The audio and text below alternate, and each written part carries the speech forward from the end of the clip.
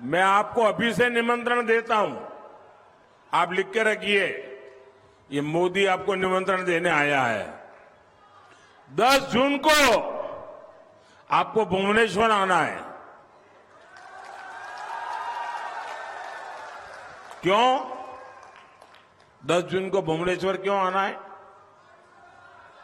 क्यों आना है? 10 जून को भुवनेश्वर में बीजेपी का मुख्यमंत्री शपथ लेने वाला है। और ये भी लिख रखिए,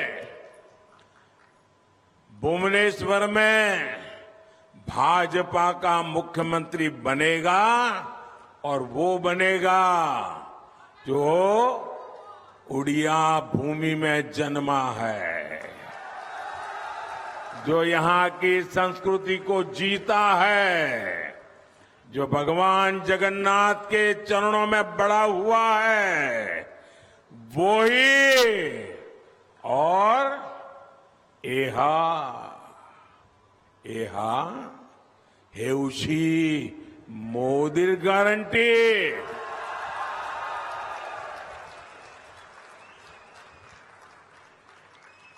भाइयों और बहनों, ये उड़ीसा राज्य अमीर राज्य है। हिंदुस्तान के सबसे अमीर राज्यों में एक नाम उड़ीसा का है, लेकिन हिंदुस्तान के सबसे ज्यादा गरीबों का अगर कहीं रहना होता है तो उड़ीसा में होता है। यहां की जनता गरीबी से जूझ रही है। इतना धनवान प्रदेश, लोग गरीब क्यों है? 50 साल आपके बर्बाद हो चुके, 50 साल। अब उड़ीसा को बचाना है कि नहीं बचाना है? उड़ीसा की अस्मिता बचानी है कि नहीं बचानी है? उड़ीसा के बच्चों का भविष्य बचाना है कि नहीं बचाना है? और इसलिए मैं आज उड़ीसा के लिए आपसे आशीर्वाद मांगने आया हूं। भाइयों बहनों, आप मुझे पूरी ताकत से बताइए, ये हमारे उड़ीसा की ये बर्बादी हुई, इतनी संपदा, प्राकृतिक संपदा का भव्य खजाना है यहां, लेकिन यहां बर्बादी ही बर्बादी है। इसका गुनहगार कौन है? इसका गुनहगार कौन है? इसका गुनहगार कौन है? अब उनको विदाई देनी चाहिए कि नहीं देनी चाहिए? और अब तो आपके इलाके में मुख्यमंत्री आए चुनाव लड़ने के लिए, जरा गाजे बाजे के साथ विदाई कर दो भाई। अच्छा एक काम करना, अगर यहां आपके मुख्यमंत्री जो यहां से चुनाव लड़ने वाले हैं ना, और हमारे यादव जी उनके खिलाफ लड़ रहे हैं, शेर लड़ रहा है, शेर।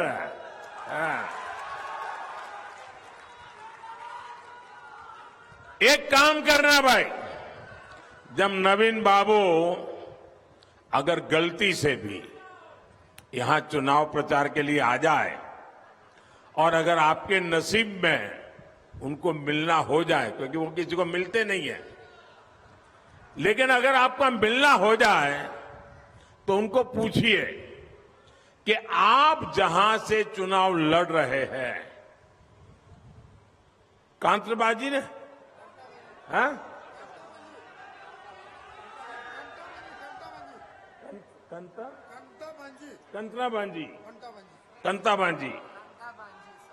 कंत्राबाजी, ये कंत्राबाजी से चुनाव लड़ रहे हैं।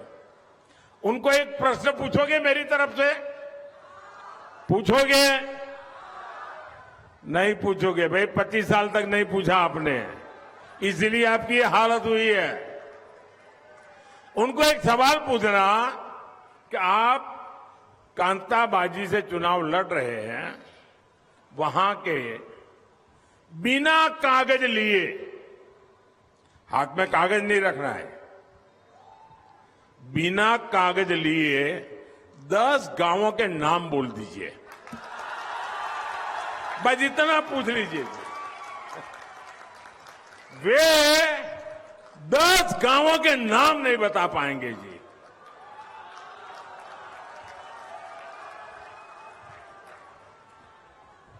इतने साल मुख्यमंत्री रहे हैं और जहां चुनाव लड़ने आए हैं वहां के 10 गांवों के नाम बिना कागज बोल दे। आप देखिए साहब, वो यहां की जमीन से कटे हुए हैं, वो आपसे कटे हुए हैं, वो आपके दुख नहीं जानते, वो आपके सपनों को नहीं समझते हैं, वो आपके सामर्थ्य को नहीं जानते हैं। भाइयों बहनों, और इसीलिए हमारा उड़ीसा इतना धनवान होने के बाद भी यहां के लोग गरीब हैं। मेरे गुजरात में इतने उड़िया लोग रहते हैं, मैंने इनमें इतनी ताकत देखी है, इतना सामर्थ्य देखा है, इतने प्रतिभावान लोग हैं। मेरे गुजरात की आन बान शान बढ़ाने में काम कर रहे हैं, वो तो उड़ीसा के लिए बहुत कुछ कर सकते हैं भाई। आपने करीब 25 साल तक बीजेडी को अवसर दिया। बीजेडी नेताओं के पास बंगले हो गए, गाड़ियां आ गई, लेकिन यहां से नौजवान दादन के लिए मजबूर है, पलायन के लिए मजबूर है। आप मुझे बताइए साथियों, पलायन की ये परंपरा, ये मजबूरी समाप्त होनी चाहिए कि नहीं? समाप्त होनी चाहिए कि नहीं? ये कौन करेगा? कौन करेगा? कौन करेगा? कौन करेगा? आप करेंगे पक्का?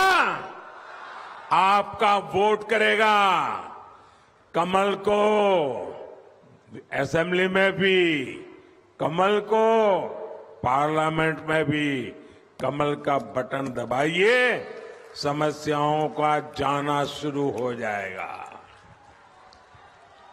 यहां से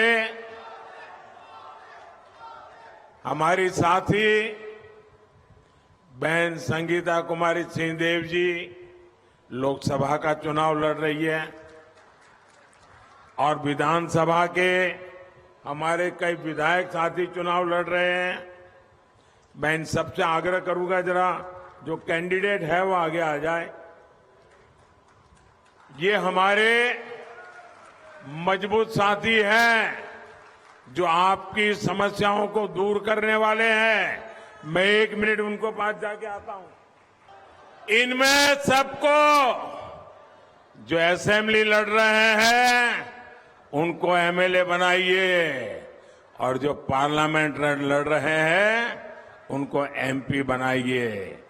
और आप देखिए, आपके देखते देखते ही बदलाव साफ साफ नजर आना शुरू हो जाएगा। साथियों,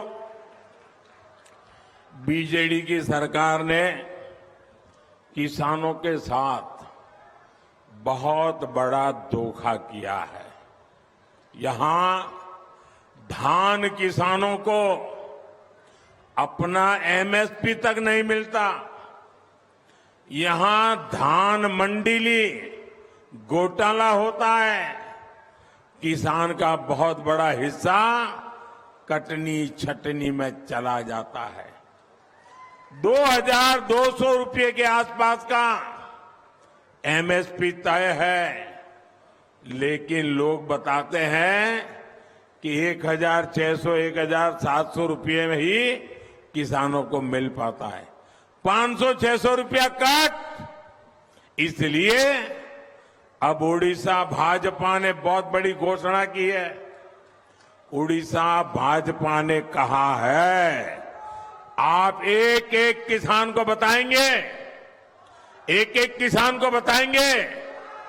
जरा हाथ ऊपर करके बताइए तो मैं बोलूं। एक एक किसान को बताएंगे हर किसान को समझाएंगे। बीजेपी ने क्या वादा किया है? बीजेपी ने कहा है कि धान किसानों के पास से 3,100 रुपया का, यानी जो 1,500-1,600 है उसके सामने 3,100 रुपये का एमएसपी धान किसानों को मिलेगा भाइयों।